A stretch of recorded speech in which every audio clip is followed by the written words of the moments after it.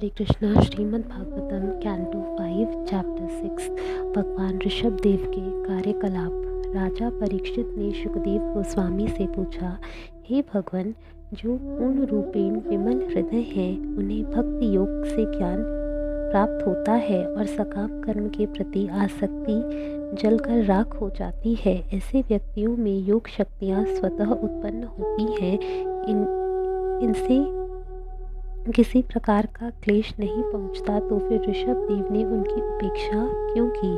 श्री सुखदेव गोस्वामी ने उत्तर दिया, हे राजन, तुमने बिल्कुल सत्य कहा है, किंतु जिस प्रकार चालाक पहेलिया पशुओं को पकड़ने के बाद उन पर विश्वास नहीं करता क्योंकि वे भाग सकते हैं, उसी प्रकार महापुरुष अपने मन पर भरोसा नहीं करते। दरअसल वे सदा जागरूक रहते हुए मन की गति पर नजर रखते हैं। सभी विद्वानों ने अपने अपने मत व्यक्त किए हैं। मन स्वभाव से अत्यंत चंचल है। मनुष्य को चाहिए कि वे इससे मित्रता ना करे। यदि हम मन पर पूर्ण विश्वास करते हैं तो यह किसी क्षण धोखा दे सकता है। यहाँ तक कि शिवजी श्री कृष्ण के मोहिनी रूप को देखकर उत्तेजित हो उठे और सौभरी मुनि भी योग की सिद्धावस्था से च्युत हो गए।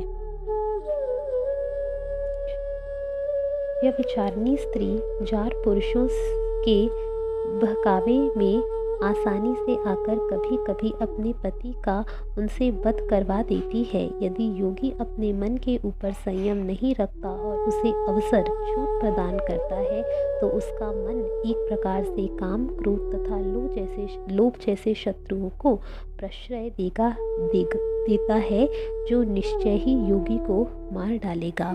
काम, मद, लोभ, पश्चाताप, मोह तथा भय का मूल कारण तो मन ही है। ये सारे मिलकर कर्म बंधन की रचना करते हैं। भला कौन बुद्धिमान मन पर विश्वास कर सकेगा? भगवान ऋषभ देव इस ब्रह्मांड के समस्त राजाओं में प्रमुख थे, किंतु अवधूत का भेष तथा उसकी भाषा स्वीकार करके वे इस प्रकार आचरण कर रहे थे मानो जड़ तथा बद्ध जीव हों। फलतः कोई उनके ईश्वरीय ऐश्वर्य को नहीं देख सका। उन्होंने योगियों को देह त्यागने की विधि सिखाने के लिए ही ऐसा आचरण किया, तो भी वे वासुदेव कृष्ण के अंश रूप बने रहे। इस दशा में रहते हुए उन्होंने इस संसार में भगवान ऋषभ देव के रूप में की गई लीलाओं को त्याग दिया।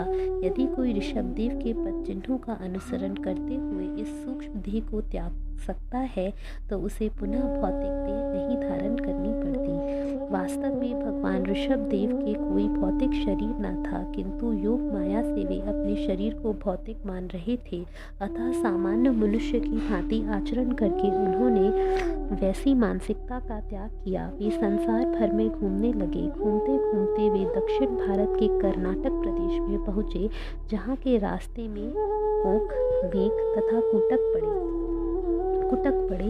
इस दिशा में घूमने की उनकी कोई योजना न थी, किंतु कुटकाचल के निकट उन्होंने एक जंगल में प्रवेश किया। उन्होंने अपने मुंह में पत्थर के टुकड़े भर लिए और जंगल में नग्न तथा बाल बिखरे पागल की भांति घूमने लगे। जब वे भटक रहे थे तो प्रबल दावाग्नि लग गई। यह अग्नि वायु के झकझोरे गए बांसों की रगड़ से उत्पन्न हुई थी। उस अग्नि में कुटकाचल का पूरा जंगल तथा ऋषभ देव का शरीर भस्मसात हो गए। सुखदेव गोस्वामी ने महाराज परीक्षित को आगे बताया कि हे राजन, कोक, वेक तथा कुटक के राजा ने, जिसका नाम अर्हत था, ऋषभ देव के कार्यकलापों के विषय में सुना और उसने ऋषभ देव के नियमों का अनुकरण करते हुए एक नवीन धर्म पद्धति चला दी। पापमय कर्मों के इस कलयुग का लाभ उठाकर मोहवश राजा अर्हत ने बाधा रहित वैदिक नियमों को छोड़ दिया और वेद विरुद्ध एक नवीन धर्म पद्धति गढ़ ली। यही जैन धर्म का शुभारंभ था।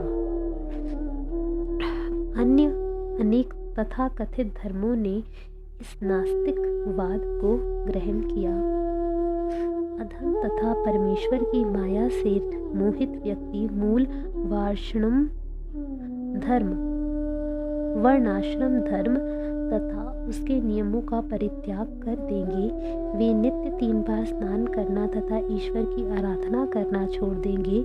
वे शौच तथा परमेश्वर को त्याग कर अटपटे नियमों को ग्रहण करेंगे। नियमित स्नान न करने अथवा अपना मुख न धोने से वे सदा गंदे रहेंगे और अपने केश नुचवाएंगे। ढोंग धर्म का अनुसरण करते हुए वे फूलेंगे फलेंगे। इस कलिकाल में लोग अधार्मिक पद्धतियों की ओर अधिक उन्मुख होंगे। फलस्वरूप वे वेदों के अनुयायी ब्राह्मणों, भगवान तथा अनेक भक्तों का उपहास करेंगे। अधम लोग अपने अज्ञानवश वैदिक नियमों से हटकर चलने वाली धार्मिक प्रणाली का सूत्रपात करते हैं। वे अपने मानसिक ढोंगों के कारण स्वयं ही घोर अंधकार में गिरते हैं। इस कलियुग में लोग रजो तथा तमो गुणों से भरे हुए हैं। भगवान ऋषभ देव ने इन लोगों को माया के चंगुल से छुड़ाने के लिए ही अवतार लिया था। विद्वान जन भगवान ऋषभ देव के दिव्य गुणों का जाप इस प्रकार करते हैं। इस पृथ्वी लोक में 7 समुद्र तथा अनेक द्वीप और वर्ष में जिनमें से भारतवर्ष सबसे अधिक पवित्र है। भारतवर्ष के लोग भगवान के कलापों का ऋषभदेव तथा अन्य अनेक अवतारों के रूप में गुणगान करने के अभ्यस्त है। ये सारे कार्य मानवता के कल्याण हेतु अत्यंत शुभ हैं। ओह भला मैं प्रिय व्रत के वंश से संबंध में क्या कहूँ, जो इतना विमल तथा अत्यंत विख्यात है। इसी वंश में परम पुरुष भगवान ने अवतार लिया और कर्म फलों से मुक्त करने वाले धार्मिक नियमों का आचरण किया। भला ऐसा कौन योगी है जो अपने मन से ही भगवान ऋषभदेव के आदर्शों का पालन कर सके। उन्होंने उन समस्त योग सिद्धियों का तिरस्कार कर दिया जिसके लिए अन्य योगी ललायत रहते हैं। भला ऐसा कौन योगी है जो भगवान ऋषभदेव की समता कर सके। सुखदेव गोस्वामी ने कहा, ऋषभदेव समस्त भौतिक ज्ञान, मनुष्यों, देवताओं, गायों तथा ब्राह्मणों के स्वामी हैं। मैं पहले से ही उनके विशुद्ध दिव्य कार्यकलापों का विस्तार में वर्णन कर चुका हूँ, जिनसे समस्त जीवात्माओं ने पाप कर्म मिट जाएंगे। भगवान ऋषभदेव की लीलाओं का यह वर्णन समस्त मंगल वस्तुओं का आगार है। जो भी आचार्यों का अनुसरण करते हुए इन्हें ध्यान से सुनता या कहता है, उसे निश्चय ही भगवान वासुदेव के चरण कमलों की शुद्ध भक्ति प्राप्त होगी। भक्तजन भौतिक संसार के विभिन्न संकटों से मुक्त होने के लिए निरंतर भक्ति सरिता में स्नान करते रहते हैं। इससे उन्हें परम आनंद प्राप्त होता है और शाश्वत मुक्ति उनकी सेवा करने आती है, तो भी वे उस सेवा को स्वीकार नहीं करते। भले ही भगवान स्वयं क्यों ना सेवा के लिए तत्पर हों। भक्तों के लिए मुक्ति महत्वहीन है, क्योंकि ईश्वर की दिव्य प्रेमा भक्ति प्राप्त हो जाने पर उनकी प्रत्येक आकांक्षा पूरी हो गई होती है और वे समस्त भौतिक कामनाओं से ऊपर उठ चुके होते हैं।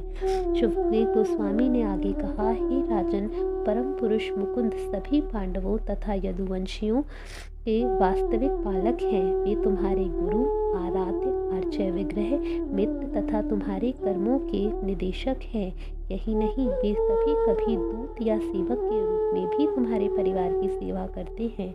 इसका अर्थ यह हुआ कि वे सामान्य सेवकों की तरह कार्य करते हैं, जो ईश्वर की सेवा में लगे रहकर प्रिय पात्र बनना चाहते हैं। उन्हें मुक्ति सरलता से मिल जाती है, किंतु वे अपनी प्रत्यक्ष सेवा करने का अवसर बहुत उनसे कम ही प्रदान करते हैं। भगवान ऋषभदेव को अपने वास्तविक स्वरूप का बोध था, अतः वे आत्मतुष्ट थे और उन्हें किसी बाह्य तुष्टि की आकांक्षा नहीं रह गई थी। अपने में पूर्ण होने के कारण उन्हें किसी सफलता की स्पृहा नहीं थी। जो वृथा ही देहात्म बुद्धि में लगे रहते हैं और भौतिकता का परिवेश तैयार करते हैं, वे अपने वास्तविक हित को नहीं पहचानते। भगवान ऋषभदेव ने अहेतुकी कृपावश वास्तविक आत्मबुद्धि तथा जीवन लक्ष्य की शिक्षा दी, अतः हम उन भगवान ऋषभदेव को नमस्कार करते हैं। हरे कृष्णा।